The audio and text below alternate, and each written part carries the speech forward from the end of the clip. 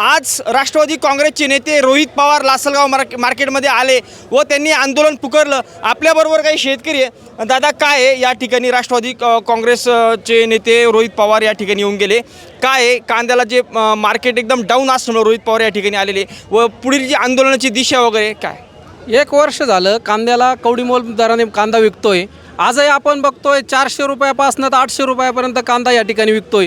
कांद्याचा जर खर्च बघितला, एकीकडे एकराचा खर्च लाख रुपयापर्यंत जातो आणि शेतकऱ्यांना या ठिकाणी कुठेतरी 30,000 40,000 रुपये एकरामध्ये होत आहे। काका, देशाचे कृषी मंत्री या ठिकाणी मामा जे म्हणतो आपण चव्हाण साहेब, चव्हाणच ना, शिवराज सिंग चव्हाण आले व त्या ठिकाणी फडणवीस साहेबांनी अगदी मोठं, अगदी खूप काही जसं डोंगर पोखरून आपण उंदीर काढतो तसं खूप काही असं दाखवलं व खूप त्यांचा काही उल्लेख केला व बोलले की शेतकरी खूप हालाकीच्या परिस्थितीमध्ये आहे व आम्ही त्यासाठी खूप मोठी घोषणा केली, असं गाजर दाखवलं एक प्रकारचं। आणि काय भाव दिला म्हणे, कमीत कमी 2,000 जरी हमी भाव दिला असं तरी शेतकरी खुश झाले असते। काय म्हणे 12 रुपये 35 पैसे भाव दिला। 12 रुपये कांदा परवडतच नाही शेतकरीले। ते फसाडे सरकार देवेंद्र फडणवीस 1 नंबरना फसाड्या मारू शकतो, निस्ता चाटा मारला ना तो लोकले तरी सगळी जनताने ठरेलचे। आता आज इशारा दिला 26 तारीखले चांदवडले मोठं आंदोलन करायचे, किती बी नाही ऐकलं तर डायरेक्ट दिल्लीला सगळ्या शेतकरी की जावांचे आटे मरा पक्षात दिल्लीला जाई मरू, पण याचे बाकी आता सोडणार आहेत। याचे या आमदार खासदार आला पाहिजे, त्याच्या खेडापाडाचोर बारीक तरी पादाडचे पोऱ्या त्याचे तरी कांदा फुकट जाय राही ना। शेतकरीवर आत्महत्या करायला यायला लागी, शेतकरी जगूच शकत नाही, एवढी वाईट परिस्थिती होती। सोना नाना होता ते बी गाण ठेवायच्यात, 1 रुपया राहिले शेतकरीकडे, तरी याचं ताबडतोब दखल घ्या, नाही तर मग तुम्हाला कार्यक्रम 1 दिवस नेपाळ होई 100% डोक्यात ठेवा। नेपाळला का दरी ना आणते तुमले शेतकरी सोडणारीच म्हणजे तुम्ही याच्या खेळाचोरी पहा, तुम्ही फक्त शहराचा विचार कर राही ना। शेतकरी 3 वर्ष पैसे कुठला शेतीमालले भावने सगळा शेतीमाल फुकट जाय राही ना, तरी या सरकारनं कुठल्याही परिस्थितीत त्या पंतप्रधाननं दखल घेते ते बरं, नाही तर मग तुम्हाला बाकी पुरा बेत पाहणार लोक जनता पेट नाही। आता तुम्हाला नेपाळ होणार हे 100%, तरी कांदा फुकट जाय राहणार। राम राम मंडळी। कांद्याच्या निर्यातीच्या बाबतीत सरकार कायमच जी भूमिका असते, कधी बंद करतं कधी चालू करतं, त्याच्यामुळे दुसऱ्या देशांचा विश्वास आपल्यावर राहिला नाही। त्याच्यामुळे आयातीचा जो निर्यातीचा जो देश आहे आपला एकदम मागे पडलेला आहे सरकारच्या धोरणामुळे, कारण की सरकार कायमच खाणाऱ्यांचा विचार करतं। मध्यंतरी गोयल सुद्धा बोलले होते की आम्हाला 150 कोटी जनतेचा विचार करायचे। अरे बाडी जनता राजा शेतकरी या नाही पाहत का, ते 150 कोटीने पाहिजे तू ये शेतकरीचे बी पाय ना। याची कर सांगू का तुमले 1 रुपयाने पत्र आहे नाही, याला बाडमा जमा होई जायचंच। गडी मंदिर चालू करानं बंद करानं चालू करानं, बांगलादेश श्रीलंका या बराच देश आपला भारत पैसे तुटी घ्यात, याचे नंगट म्हणे त्याचं सोडी दिलं, या फक्त दवळा कपडा घालीन चाटा मारणार लोकांचे, नाही तर याची 1 रुपयानी वर पत्र आहे नाही। त्यामुळे या भारतले आवडं भिकारी बनाडती, शेतकरी तर बनाडी जा, पण सगळा भारत भिकारी करणार शेत। या अहो मोदीचे अहो देवेंद्र फडणवीसचे या फक्त चाटा मारणार शेत, 1 दिवस त्याचे नेपाळ होणारचे काय चिंता करू नका। जय जवान व जय किसान म्हणायचं बस, जय जवान जय किसान म्हणानं आणि त्याच्या नावावर फुकट सगळं लुटानं। अरे काय तुमने चालूच आहे, 1 रुपया डिझेल माग होई गे, पेट्रोल माग होई गे, शेतकरीला कुठलाच परवडी राहिलं नाही, शेती करणं माग होई गे। आज डिझेल टाकायला वावर लोकांना पडीत डिझेल टाकायला शेतकरीचा पैसा राहणार नाहीत, एवढी वाईट अवस्था शेतकरीच देऊ जायचे, तरी याचे थोडीफार लाज वाटत नाही। त्याचा फक्त या 2-4 लोकच पैसा ठेवात, अदानी अंबानी खासदार आमदार आणि त्या BJP पक्ष त्याचा पोऱ्याच 5-5 कोटीच्या गाड्या, अरे एक सुनील तटकरे तर तरी पुरा महाराष्ट्र ना शेतकरीचं कर्ज फिटी जाई, एवढी वाईट अवस्था कट्टा गेलचे। त्यानं पोर 5 लाख 5 कोटीनी गाडी, पोऱ्या 5 कोटीनी गाडी, त्या 5 कोटीनी गाडी। अरे या तुमले काही एवढं तुमले परवडच, आणि शेतकरीले सायकल नाही रे भाऊ, एवढी वाईट अवस्था होई शेतकरीची। अच्छे दिन आएंगे म्हटल्यानंतर अच्छे दिन आले असं वाटतं का? नाही रे भाऊ, कसा ना अच्छे दिन ना दादा, बेकार पसाड 14 वर्षात अशा पसाड्या पंतप्रधानच पाहायला मिळणार नाही। बयान चाटा मार्यात रे त्यानं, आणि तो 10 रुपया देश कुठे खास कुठे, अरे काय पसाड तो लोकांचे। आणि या पृथ्वी सालमुली हा काय सालमुळी का काय म्हणतात ते तर जे तुमनं म्हणणं, पण तो एवढा पसार राहिला तुम्ही फिरू नका। आणि तो रोज 4-5 गावाची निघी जात फिराले. एखाद्या शेतकऱ्यांनी आत्महत्या केल्यानंतर कधी मोदी आले का शेतकऱ्याच्या बांधावर? अरे कोणाच गर्वाना नाही, मोदीने का देवेंद्र फडणवीसने त्याचे शेतकरी ठेवणारे भारतात. अदानी अंबानी पण सगळा शेतकरी त्यातले सालवर ठेवण्याचे, म्हणून शेतकरी त्याचा भिकारी करायला अशी परिस्थिती आणि शेतकरी. आता जर विचार केला तर आता पूर्वी जी औषधाची बाटली 150 रुपयाला भेटायची ती आता 1000 रुपयाला 1200 अरे झाली. बाबा, सुपला खादीची गुणीची 500-700ला भेटायची 2000. सौशेनी सुपलानी गोंती 2200 होई गई. 100 रुपयानी बाटली औषधाची 1000 रुपयाला होई गई. अरे राजा पसाड्या निरपायार भोपाय बेकार राहणार. मग सरकारची जादू काय नेमकं? मालाचे भाव कावर वाढते? शेतमालाचे भाव म्हणणं फक्त शहर जगला पाहिजे. या शेतकरी पुरा मरी गेला तरी चालती, फक्त शहर जगला पाहिजे त्याच्या मतासाठी. याले मोफत दे, त्याला मोफत दे, त्याचे मोफत दे, बाकी काय नाही, त्याचं फक्त मतासाठीची. पण सरकार घाबरत नाही. आता मध्यंतरी चांदवडला उपोषण झालं तरी पण सरकारने गाजर दाखवतो. ना अजून त्याचा दिवसभर राणीत रावण पुसवून अलंकावती. एक दिवस भरपूर रामचंद्रनं अवतार घेता, त्यानं कार्यक्रम मिटाळा. त्याचे याचा बी एक दिवस कार्यक्रम मिटाळ देते. थोडा वेळ शे त्याचे अजून त्याचं माप भरलं नाही, थोडं बाकी शेअर बाकी राहायचे थोडंसा. तेवढं पूर्ण भरल्यावर मग त्याचे बारीक दरी आणते सोडणारीच लोक. हा बाबा तुम्ही कोण गावचे व तुमचं क्षेत्र किती, कांदे किती? मी कळवण तालुक्याचे भाऊ. मना गंज 50 ट्रायला कांदा राहतच. ते नुकं विचारू आता सगळं सोनं नाणे बी गांठी द मी. महाराष्ट्र बँकात 64 वयात महाराष्ट्र बँकात 10 लाख सोनं गांठी यायची अशी परिस्थितीची म्हणी. आता मग बाकी ना शेतकऱ्याचा विचार करा तुम्ही. हा पूर्ण मी बगडूनाचे कळवण तालुका बगडू गावनाचे प्रत्येक शेतकरी नाही जावं. बाबा मी कळवणचं जवळपास 1 का 2 का 3 वर्षापूर्वी आले तर दसऱ्याच्या दिवशी एकाच वेळेस कितीतरी ट्रॅक्टर शेतकऱ्यांनी घेतले होते. इतके चांगले दिवस होते. पण गेल्या काही वर्षापासून एकंदरीत कांद्याची परिस्थिती व शेतकऱ्याची परिस्थिती कशी आहे? अरे बाबा म्हणा दोन्ही गाडीच पल्सर गाड्याचे अजून माप चार्जिंग गाडीची एवढी वाईट अवस्था होई जायची शेतकरीची. काय सांगा तुला सायकल घ्यावं नाही ऐपत राही ना. 3 महिन्यापाशी ती एक नातू सायकल मागे राही ना. भाऊ आज घेऊ तव घेऊ त्या कांदा चालमा पडेल कजानच पैसा नाही कच काय घ्यायची सांग बरं तू. एवढी वाईट परिस्थिती गट्टा गेलचे त्याचं. मग फडणवीस साहेब एक अभ्यासू नेतृत्व आहे. हा ते काय ना एक नंबरला लबाड मुख्यमंत्री त्यांनी काय फसवणं.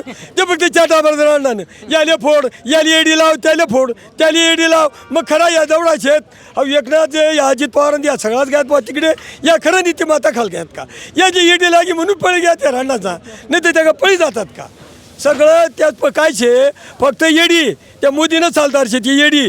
ते बल आहे का त्यानं सांगत दर राहू गडी की त्यानं अटक असते ती चौकशी करस कळवंता म्हणे मी चौकशी करी पाहिजे. मग मी शेतकरी मानू म्हणा काही नाही. मग काय काय काय करायचं सांगा बरं. मग मला एक सांगा साधारण आता कांद्याला तुम्हाला एकराला किती खर्च येतो आणि उत्पादन किती भेटतं? अरे बाबा एकरल्या आता 70 ते 80 हजार रुपये खर्चही राहिना. आणि आज 2 ट्रॅक्टर निघी राहिनात. 50 क्विंटल माल 50 क्विंटलला तू 500 रुपये प्रमाणे किती पैसा जात तुझी हिशोब कर माल सांग. ठीक आहे. सरकार एकीकडे सांगतंय की आम्ही 12 रुपये हमी भाव जाहीर केला आहे आणि त्या पद्धतीने आम्ही खरेदी करू. पण आम्हाला 100% माहीत आहे का या पद्धतीचा भाव आम्हाला मिळणार नाही. पहिली गोष्ट.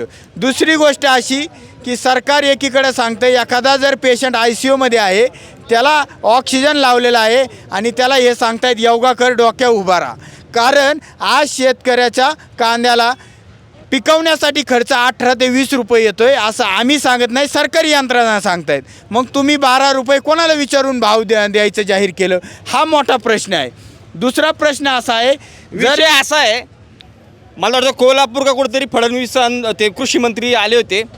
फडणवीसांनी इतकी तळमळ आणि कळकळ दाखवली शेतकऱ्याविषयी का शेतकरी प्रचंड संकटात आहे. मला वाटलं 2-3 हजार रुपये जाहीर करतात काय व त्याच्यामुळं आम्ही खूप मोठा निर्णय घेतला व 12 रुपये 35 रुपये पैसे भाव जाहीर केला. म्हणजे थोडीसुद्धा शरम नाही वाटत का यांना? आणि तो सुद्धा भाव शेतकऱ्यांना मिळणार नाही. आज स्टॅम्प पेपरवरती लिहून घ्या. कारण हे सरकार फक्त घोषणाबाजीचं सरकार आहे. यांच्याकडून आजपर्यंत शेतकऱ्याला कुठल्याही प्रकारचा दिलासा मिळालेला नाही.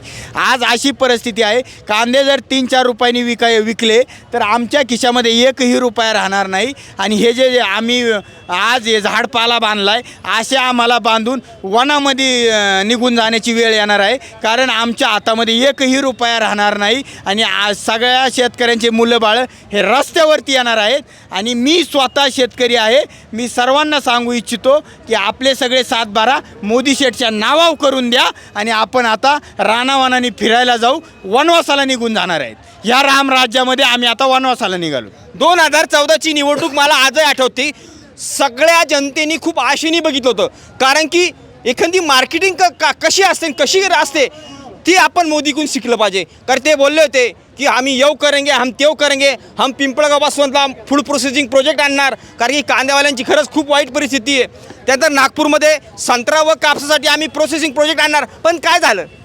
त्यांनी सांगितलं त्यावेळेला त्यांच्या भाषेत, मैं ये महाराष्ट्र का प्याज खाके बडा हुआ हूँ, मैं ये मीठ खाके बडा हुआ हूँ. कधी खाल्लंय कसं खाल्लंय ते नाही कळलं. जे खाल्लंय ते सगळंच खाऊन घ्यायचं आहे की काय, अशी परिस्थिती या ठिकाणी आलेली आहे. त्यांनी त्यावेळेला सांगितलं तुमचं उत्पन्न आता दुप्पट करू. दुप्पट झालेलं नाही, जे होतं ते वावरं विकायची वेळ यांनी आलेली आहे. हे एकीकडे सांगतायत की तुम्ही सोनं खरेदी करू नका, पेट्रोल डिझेल खरेदी करू नका, तेल खरेदी करू नका. का करू नका? तर आपला भारतातला पैसा बाहेरच्या देशामध्ये जाईल. आणि ज्या वेळेला आपला कांदा निर्यात होत होता आणि बाहेरच्या देशातून पैसा येत होता आणि देश सुजलाम सुफलाम होत होता, त्यावेळी यांनी निर्यात बंदी केली आणि आपल्या कांद्यावरती टॅक्सेस लावले. 10 रुपयांपासून तो 20 रुपयापर्यंत टॅक्सेस लावले.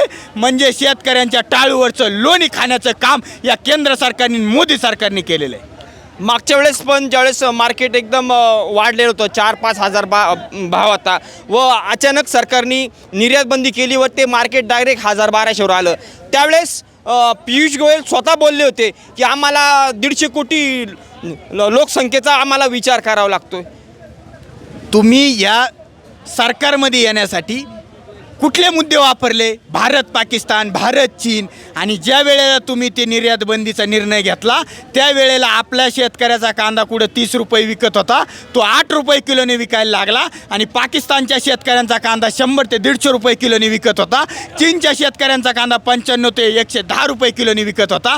याचा अर्थ असा, तुम्ही आपल्या भारतातले रामराज्यातले शेतकरी मारून टाकले आणि पाकिस्तानला मदत केली आणि त्या चीनला मदत केली. मग तुम्ही देश धार्जिणे आहेत का देश विरोधी आहेत, हेच आता या सगळ्या जनतेला कळालेलं आहे. यांच्या निर्यातीच्या धोरणामुळं जो बांगलादेश आहे तो आपला खास कांदा घ्यायचा, तो सुद्धा आता कांदा घेत नाही. म्हणजे यांची इतकी दोटप्पी भूमिका आहे या नालायक सरकारची. तुम्ही सांगताय कांदा निर्यात बंदी टाळायची आणि तुमच्या अदानी अंबानीचे जे कांद्यावरती प्रोसेसिंग युनिट आहेत त्याची पेस्ट केल्या जाते, ती मात्र सर्रासपणे बाहेरच्या देशामध्ये जात आहे. तुम्ही कांदा बियाणं बाहेरच्या देशाला विकत आहेत. म्हणजे तुमचे जे मित्र आहेत ते अदानी अंबानी, जे बिझनेसमॅन, त्यांना फक्त मोठं करण्याचं काम आणि गोरगरीब शेतकरी जो दिवस रात्र कष्ट करतोय, रात्रीची लाईट त्याला दिल्या जाते आणि तो रात्रीचं पाणी द्यायला जातो आणि त्या शेतकऱ्याला मारण्याचा कार्यक्रम या सरकारने ठरवलेला आहे. एकंदरीत शेतीची परिस्थिती काय आज जर तसा जर विचार केला तर एकंदरीत किती उत्पन्न निघतं, किती खर्च येतो आणि किती आपल्याला हातात भेटता पैसे? माझं सरकारला एवढंच सांगणं आहे की आम्ही मका पिकवली बाजार नाही, गहू पिकवला बाजार नाही, ज्वारी पिकवली नाही, सोयाबीन पिकवला नाही, कापूस पिकवला बाजार नाही, कुठलं पीक घ्या, फळबागा घ्या, बाजार नाही. मग तुम्ही आम्हाला सांगा, आम्ही आता गांजा उत्पादक बनू आणि सर्व गांजा बाहेरच्या देशांना निर्यात करू व आम्ही आमच्या पद्धतीने देशाला सुजलाम सुफलाम बनू. तुम्ही आमच्यामध्ये अजिबात पडू नका. आणि तुम्हाला हा कुठला अधिकार दिलाय प्रत्येक वेळेला निर्यात बंदी करायचा? कोणी अधिकार दिलाय तुम्हाला? आमच्याशी चर्चा केली? आम्ही दिवस रात्र मेहनत करतोय, आम्हाला आधी विचारा, मग आम्ही सांगू आणि मग तुम्ही ठरवा. तरच हा देश सुजलाम सुफलाम राहील. नाही तर आम्हाला गांजाची शेती करायला मुभा देऊन टाका. काय आता रोहित दादा पवार या ठिकाणी आलेले होते, पुढील आंदोलनाची दिशा वगैरे कशी राहणार? रोहित दादा या ठिकाणी आले, सर्वांना आव्हान केलं आंदोलनाचं किंवा कांद्याला 24 रुपयाच्या वरती बाजारभाव देण्याचं. पण मला असं वाटतंय मोदी शेठला मराठी येत नसावी. कारण सर्वसामान्य शेतकरी बऱ्याच दिवसांपासून मोदी शेठला सांगत आहे की कांद्याकडे पहा, गव्हाकडे पहा, सोयाबीनकडे पहा. त्यांना मराठी येत नसावी. आता मी उद्याच्याला त्यांना गुजराती थोडीशी मध्ये पत्र पाठवणार आहे, कारण त्यांना गुजराती येत असावी, त्यामुळे हे अडचण झालेली आहे. गुजरातीमध्ये पत्र पाठवू आणि 26 तारखेपर्यंत त्यांना वेळ देऊ आणि जर नाही आलं तर मग त्यांना मराठी भाषेत कशा पद्धतीने उत्तर द्यायचं हे आंदोलनात कळेलच. खरं तर अगदी गेंड्याच्या कातडीचं हे सरकार आहे. बरेचसे आंदोलन झालं, मध्यंतरी चांदवडला शेतकऱ्यांनी उपोषण केलं, बच्चूभाऊ कडू यांनी येवल्यात आंदोलन केलं, तरी पण सरकारला कुठल्याही प्रकारचं काहीच फरक पडत नाही. त्याचं कारण एकमेव आहे का त्यांना शेतकरी हा कायमचा संपवायचा आहे. तुम्ही ते जर त्याच्यात जर सखोल अभ्यास केला तर तुमच्या लक्षात येईल 2014 नंतर यांनी अदानी अंबानीची कर्जमाफी केली, शेतकऱ्याची केली का? अजिबात केली नाही. प्रत्येक मालाला जो भाव मिळायचा तो 25% 50% कमी केला. का केला? तुमच्या शेतीचे बाजारभाव वाढत होते, शेतकरी डेव्हलपमेंटकडे जात होता, तो थांबवायचा. आणि एकदा मालाचे भाव कमी झाले की तुमच्या शेतीचे भाव कमी होणार आणि तो शेती उद्योगपतींना काडीमोल भावात द्यायची आणि ते सगळे उद्योजक मोठे करायचे. हा असा शेतकऱ्यांचा डाव आहे. खरं तर 2014 साली ज्यावेळेस भाजप सरकार या सत्तेत आलं त्यावेळेस भ्रष्टाचार मुक्त करून म्हणून ते या मुद्द्यावर ते निवडणूक लढलं. पण आज जर विचार केला तर मक्का खरेदी फक्त खूप मोठ्या प्रमाणात बोललं जातं की सरकारी मक्का खरेदी होते, पण गावात जर विचार केला तर कुठं मला वाटत नाही का कोणाची खरेदी केली जाते. दुसरी गोष्ट, तिसऱ्या महिन्यात घेतलेली मक्का अजून लोकांना पेमेंट नाही आहे. मकाची परिस्थिती तुम्हाला आज या ठिकाणी एकाच उदाहरणावरून एकदम क्लिअर करतो. तुम्ही पुण्यामध्ये मॉलमध्ये जा आणि मकाचं कणीस आणि त्याची भाजी विचारा. 400 रुपयांना एक भाजी एका कणसाची. किती? 400 रुपयांना. का? तर ते बिझनेसमॅन आहेत, ते व्यावसायिक आहेत. ती मका आज 10 रुपये 12 रुपये किलोने विकल्या जाते आणि कुठल्याही प्रकारचा शेतकऱ्यांना न्याय मिळत नाही. मग 2 टप्पी भूमिका का? एक कणीस मॉलमध्ये 400 रुपयांना विकते आणि आमची मका 10 रुपये 12 रुपये किलोने विकल्या जाते. यापेक्षा मोठी शोकांतिका या भारत देशात असणार नाही. एकीकडे आपल्या गडकरी साहेबांनी सांगितलं मका पिकवा, आपण त्याच्यापासून इंधन तयार करू, इथेनॉल तयार करू, त्याला उद्योजक मोठ्या मोठ्या उद्योजकांना विकू. आणि ज्या वेळेला शेतकरी पिकवतो त्याला कवडीमोल भावाने विकवण्याची वेळ आणतात. शेवटचा प्रश्न तुम्हाला, देवेंद्र फडणवीस जसे मुख्यमंत्री आता ते दुसऱ्यांदा का तिसऱ्यांदा मुख्यमंत्री होत आहे, ते विकासाच्या खूप मोठ्या गप्पा मारता, डेव्हलपमेंटविषयी खूप काही बोलता, आपल्याला मोठमोठे महामार्ग करायला कोटी कोट्यावधीच्या जमिनी विकत भेटता. परंतु आजही आपण फक्त इंग्रजांच्या काळात जे धरणं झालेले त्याच धरणावर आज पाणी बऱ्याचशा शेतकऱ्यांना पाणी भेटत नाही. तुम्हाला या ठिकाणी सांगतो, तुम्ही म्हणत्या 75 TMC पाणी आम्ही समुद्राकडे जाणार इकडं कधी आणणार नेमकं?